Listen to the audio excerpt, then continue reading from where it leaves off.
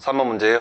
자, 관리객 수립 절차 등에 관한 설명 옳은 것은. 자, 좀 특이했던 문제 유형이에요. 절차라고 하는 것을 가지고 구성을 했습니다. 해서 일단 우리 관리객이라는 게 입안에서 결정하는 과정을 거쳐야 되고요. 예, 입안을 하기 위해서 필요했던 개념 뭐가 있었냐면 기초조사, 공고연락, 그리고 지방의견 정치 있었습니다.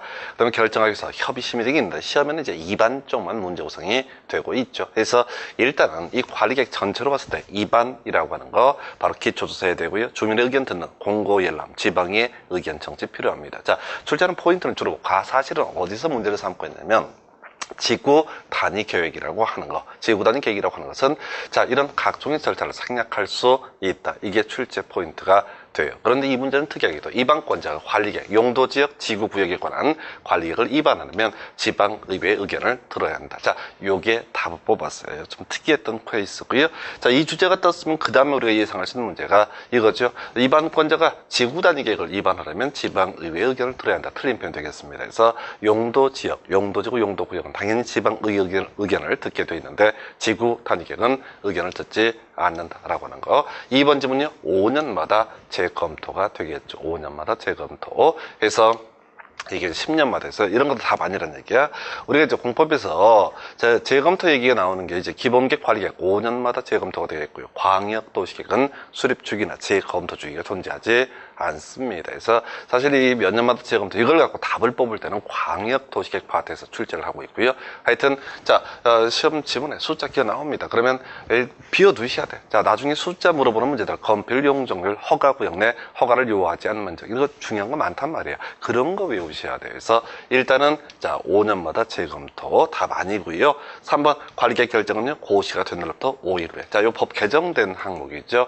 그 당시 지문하고 좀 바꿔놨는데 자, 우리 현행법상 관리계획은요 지형 도면에 고시가 된 날부터 효력이 발생되게 됩니다.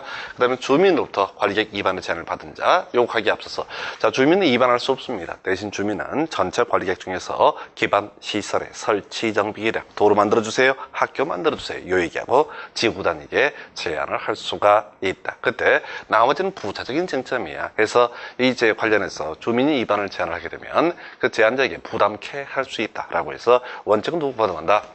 행정청이 부담을 하는 그런 구조가 되겠습니다. 그런데 주민도 일정한 경우에 부담할 수 있다. 자, 이런 것들은 쟁점이 아니라는 얘기야. 그래서 여러분들이 뒤에 이제 부담시킬 수 있다. 이걸 부담시켜야 한다. 이렇게 장난을 쳐놓은 건데 잊어버리세요. 중요치 않습니다. 이런 것들은 답 아니야. 이것들은 지금 이제 구조 구성하면 요거 1번 관련 쟁점, 그 다음에 2번, 3번은 좀 자주 나오긴 하지만 큰 이슈는 안 되는 파트다. 이 정도로 가셔야 되고 5번 같은 거 별 의미 없습니다. 전혀 지금 현행법이랑 맞지 않는 내용이에요. 이게 왜 틀렸는지를 백날 찾아봐봤자 이해를 할 수 없어요. 그냥 갑자기 자, 괌은 일본 땅 뭐 이런 얘기야. 괌은 일본 땅인지 아닌지 어떻게 알아. 그냥 이렇게 공법이 어렵다는 얘기야. 그래서 지문 하나를 깊이 파고 들어가게 되면 미쳐버립니다. 그래서 일단은 답 하나 외우시고 여기서 이제 기억할 쟁점은 지구단위 계획은 뭐라고요? 지방의회 의견을 듣지 않는다. 이 쟁점까지 같이 묶어서 가셔야겠습니다. 답은 1번이었었고요. 4번 문제 관리계획. 자, 틀린 것을 고르시오. 자, 전형적인 지문이죠. 주민은 기반시설 제한할 수 있다. 그리고 주민은 지구단위 계획 제한할 수 있다. 이렇게 가야 되겠죠. 그리고 요거 답 아니야. 매번 깔지만 답 아니고 요걸 답을 뽑을 때는 이제 주민은 개발 제한구역 제한할 수 있다. 이런 식으로 틀리게 구성합니다. 주민은 시가화 조정구역 제한할 수 있다. 틀렸죠.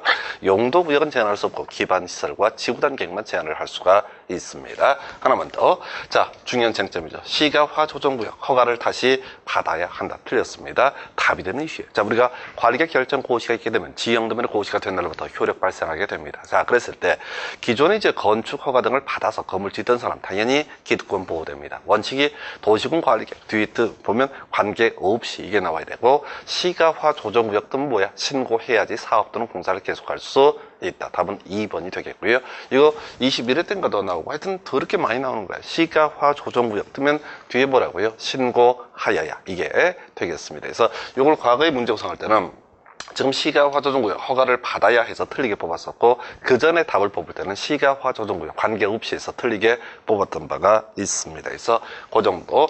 3번 국가계획 관련해서 국토부장관 위반은 관리계거든요. 국토부 장관이 결정한다. 어려운 쟁점 아니고요. 중요 쟁점도 아닙니다. 자, 위반은 주로 시장구수, 도지사, 시장구수 등이 하게 되는데, 예외 도지사, 국토부 장관 등이 할 수가 있습니다. 그중에 국토부 장관 위반하는 케이스 중에 하나가 국가계획과 관련된 케이스가 되겠고요. 자, 결정권자 주로 누굽니까? 시도지사, 대도시시장입니다. 그런데 이렇게 국토부 장관이 위반을 한 경우에는 국토부 장관이 결정을 한다. 이런 의미가 되겠고요. 자, 4번 집은 어려워요. 자, 공원, 녹지, 유원지 등의 공간시설을 설치하는 계획은 도시공원 관리계획에 속한다 해서, 아까 우리 이제 관리계획 내용 볼 때 이런 거 있었죠. 개발 밀도 관리구역은 용도구역이 아니다. 이 얘기랑 같은 맥락에서, 자, 이게 공원, 광장, 녹지 이런 게 나오니까 붕 뜨죠. 이게 기반시설의 일종입니다. 그래서 하여튼 기반시설의 설치 등에 관한 계획은 뭐가 된다? 관리계획의 일종. 그 다음에 5번 필요 없어요. 듣도 보도 못한 내용입니다. 다만 기억할 것 중에 하나가 하여튼 지구단위 계획 생략할 수 있다. 이런 지문의 전형이 되겠습니다. 그래서 답은요 2번. 이 문제는 그냥 답 거저주는 거죠. 매번 답 뽑아왔던 주제를 가지고 구성을 하고 있다. 이렇게 볼 수가 있겠습니다. 자, 이렇게 해서 관리계획 보셨고요. 이제 용도 지역이라는 주제 관련은